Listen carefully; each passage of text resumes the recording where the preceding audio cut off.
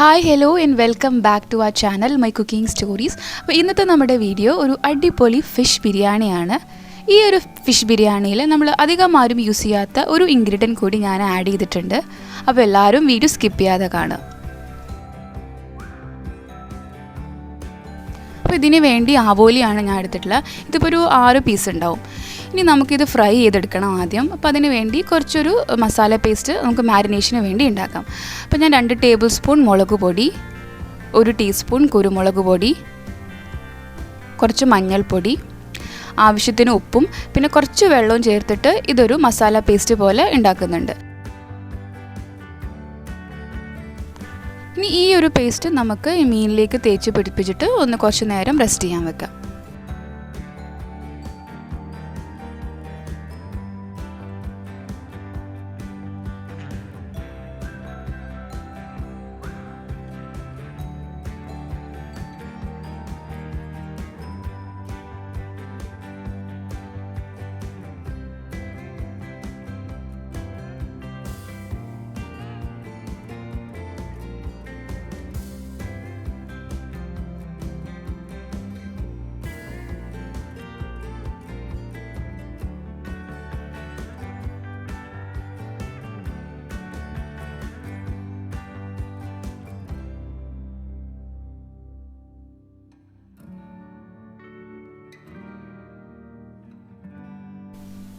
ഈ ബിരിയാണിക്ക് വേണ്ടി ഞാൻ ജീരകശാല റൈസാണ് യൂസ് ചെയ്യുന്നത്. ഇതിപ്പോൾ ഒരു 3 കപ്പ് റൈസ് ഉണ്ടാവും. അത് നന്നായിട്ട് കഴുകിയിട്ട് കുറച്ച് നേരം സോക്ക് ചെയ്യാൻ വെക്കാം.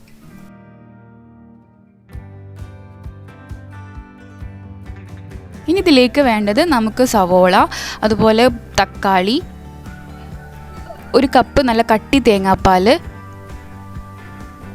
ചെറുനാരങ്ങ, പിന്നെ നട്ട്സും കിസ്മിസും ഫ്രൈ ചെയ്തെടുത്തത്, ഗരം മസാല, 1 കപ്പ് ചെറിയുള്ളി, ഇഞ്ചി വെളുത്തുള്ളി പച്ചമുളക് പേസ്റ്റ്, പിന്നെ കുറച്ച് ഹോൾ സ്പൈസസും, പിന്നെ കുറച്ച് മഞ്ഞൾപ്പൊടിയും, പിന്നെ നമുക്ക് ബിരിയാണി ഗാർണിഷ് ചെയ്യാൻ ആവശ്യമുള്ള കുറച്ച് ഫ്രൈഡ് ഓണിയൻസും. ഇനി നമുക്ക് ഫിഷ് ഫ്രൈ ചെയ്യാം. അപ്പോൾ ഇതിന് വേണ്ടി ഞാൻ പാനിലേക്ക് വെളിച്ചെണ്ണയാണ് ഒഴിച്ചത്. അതിലേക്ക് ഓരോ മീനായിട്ട് ഇട്ട് കൊടുക്കാം.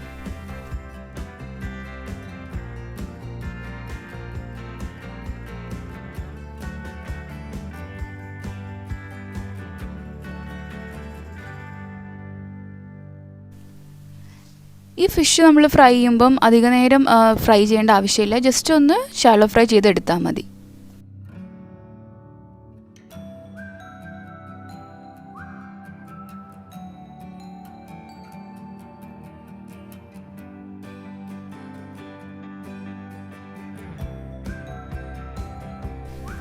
ഇനി ഇതേ എണ്ണയിലേക്ക് തന്നെയാണ് നമ്മൾ സവോള ഇട്ട് കൊടുക്കുന്നത്. ഇതിപ്പോൾ ഞാൻ 4 വലിയ സവോളയാണ് എടുത്തിട്ടുള്ളത്.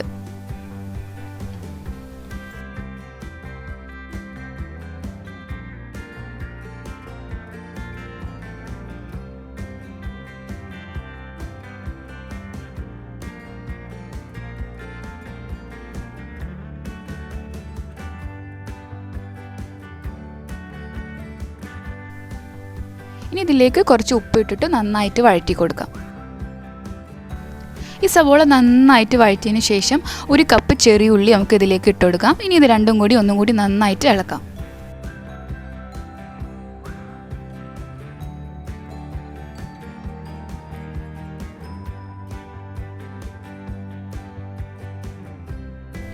ഇനി ഇതിലേക്ക് നമുക്ക് ആഡ് ചെയ്യേണ്ടത് ഇഞ്ചി വെളുത്തുള്ളിയും പച്ചമുളകും കൂടി ചതച്ചതാണ്. ഇതിപ്പോൾ ഞാൻ ഒരു 3 ടേബിൾ സ്പൂൺ ഇഞ്ചി വെളുത്തുള്ളിയും ചതച്ചതും അതുപോലെ ഒരു 10 പച്ചമുളകും കൂടിയാണ് ഇട്ടിട്ടുള്ളത്.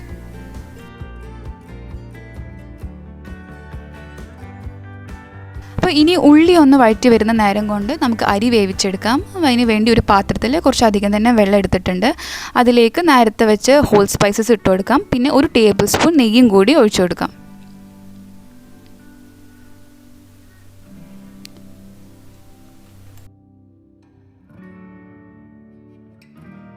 ഇനി വെള്ളം നന്നായിട്ട് തിളച്ചു തുടങ്ങുമ്പോൾ നമുക്കിതിലേക്ക് അരി ഇട്ട് കൊടുക്കാം.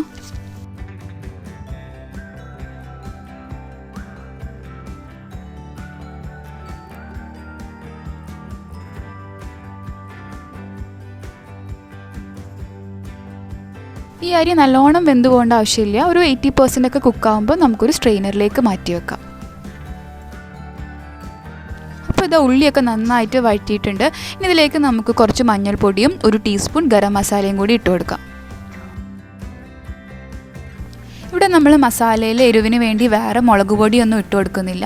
അപ്പോൾ അതുകൊണ്ട് തന്നെ പച്ചമുളക് എടുക്കുമ്പം അതിനനുസരിച്ച് എടുക്കുക.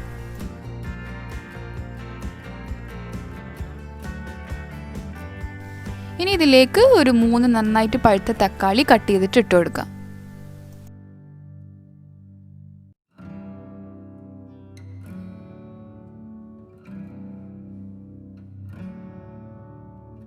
ഇനി ഇത് നന്നായിട്ടൊന്ന് ഇളക്കിയതിന് ശേഷം നമുക്കൊന്ന് മൂടി വെച്ചിട്ട് വേവിച്ചെടുക്കാം.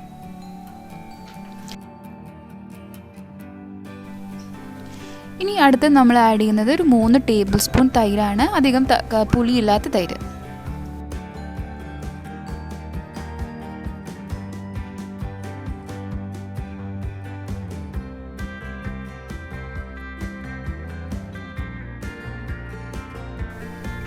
ഇനി ഇതിലേക്ക് ഒരു പകുതി ചെറുനാരങ്ങയുടെ നീരും കൂടി ഒഴിച്ചു കൊടുക്കാം.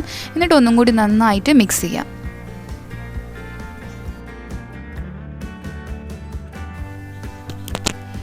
ഇനി ഇതിലേക്ക് കുറച്ച് മല്ലിയിലയും പുതിനയിലയും കൂടി ഇട്ട് കൊടുക്കാം.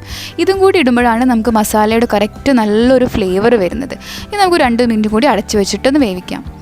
ഇനി ഞാൻ നേരത്തെ പറഞ്ഞ പോലെ ഒരു ഇൻഗ്രീഡിയൻ്റ് ആഡ് ചെയ്യുന്നത് തേങ്ങാപ്പാലാണ്. ഇത് 1 കപ്പ് നല്ല കട്ടി തേങ്ങാപ്പാലാണ് ഇതിലേക്ക് ഒഴിച്ചു കൊടുക്കുന്നത്. ഇത് ഒഴിച്ചു കൊടുത്തതിന് ശേഷം ഫ്ലെയിം ഒന്ന് കുറച്ച് വയ്ക്കുക. എന്നിട്ട് നന്നായിട്ടൊന്ന് മിക്സ് ചെയ്തിട്ടെടുക്കുക. ഈ തേങ്ങാപ്പാൽ ഒഴിക്കുമ്പോൾ ഈ മസാലയ്ക്കൊരു പ്രത്യേക ഫ്ലേവറാണ്. നിങ്ങൾക്ക് കാണാമല്ലോ, നല്ല കുറുകിയ ഒരു മസാല പോലെ നമുക്ക് കിട്ടും. അപ്പോൾ ഞാൻ ഈ മസാല ദമ്മിടുന്ന ഒരു പാത്രത്തിലേക്ക് മാറ്റിയിട്ടുണ്ട്. ഇനി നമുക്ക് ഇതിലേക്ക് നേരത്തെ ഫ്രൈ ചെയ്ത് വെച്ച് മീൻ വെച്ച് കൊടുക്കാം.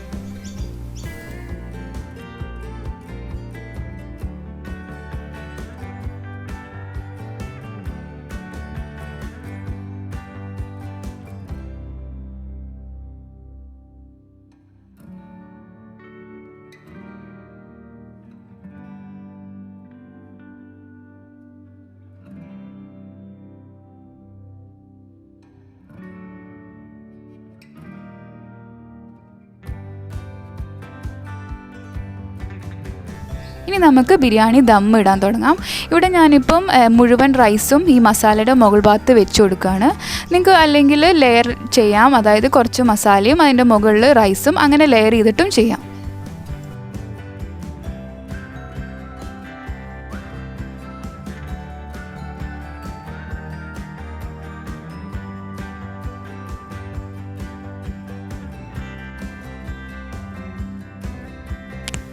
അപ്പോൾ ഇതാ ഞാൻ റൈസ് ഫുള്ളും ഈ മസാലയുടെ മുകളിൽ വെച്ചിട്ടുണ്ട്. ഇനി ഇതിൻ്റെ മുകളിലായി കുറച്ച് ഫ്രൈഡ് ഓണിയൻസും അതുപോലെ നട്ട്സും കിസ്മിസും വറുത്തതും നമുക്ക് ഇതിൻ്റെ മുകളിൽ ഇട്ട് കൊടുക്കാം.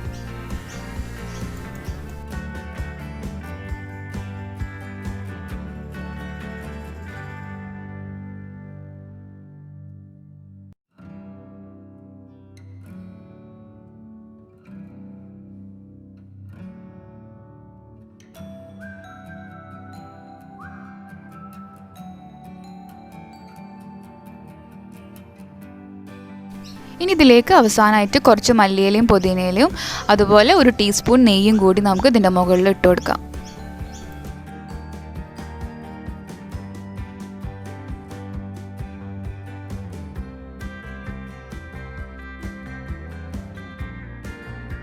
ഇനി ഇതുപോലെ ഏതെങ്കിലും ഒരു നോൺ സ്റ്റിക്ക് തവയുടെ മുകളിലായിട്ട് നമ്മുടെ ഈ ബിരിയാണിയുടെ പാത്രം വെച്ച് കൊടുക്കാം.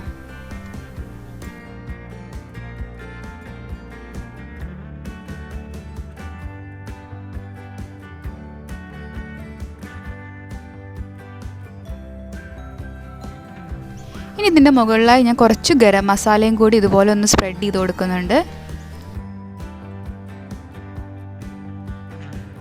ഇവിടെ ഞാനിപ്പം ഇതുപോലെ അലൂമിനിയം ഫോയിൽ കൊണ്ട് ഈ പാത്രം ഒന്ന് കവർ ചെയ്യുന്നുണ്ട്. എന്നിട്ട് ഇത് മൂടി വെച്ചിട്ട് നമുക്ക് ലോ ഫ്ലെയിമിൽ ഒരു 10 മിനിറ്റ് ദമ്മിടാം. അപ്പോൾ ഇതാ നമ്മുടെ ഫിഷ് ബിരിയാണി ഇവിടെ റെഡി ആയിട്ടുണ്ട്. നമുക്കിതൊന്ന് തുറന്ന് നോക്കാം.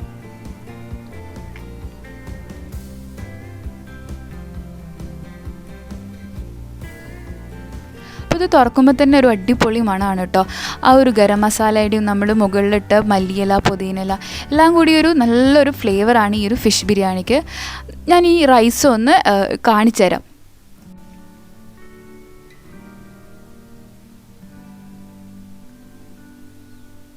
അപ്പോൾ നിങ്ങൾക്ക് കാണാമല്ലോ ഈ റൈസൊക്കെ നല്ല പെർഫെക്റ്റ് ആയിട്ട് കുക്കായിട്ട് വന്നിട്ടുണ്ട്.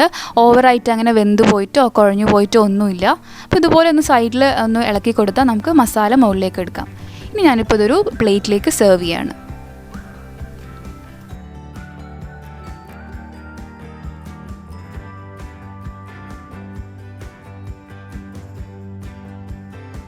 അപ്പോൾ നിങ്ങൾ എന്തായാലും ഈ ഒരു ഫിഷ് ബിരിയാണി റെസിപ്പി ഒന്ന് ട്രൈ ചെയ്ത് നോക്കണേ.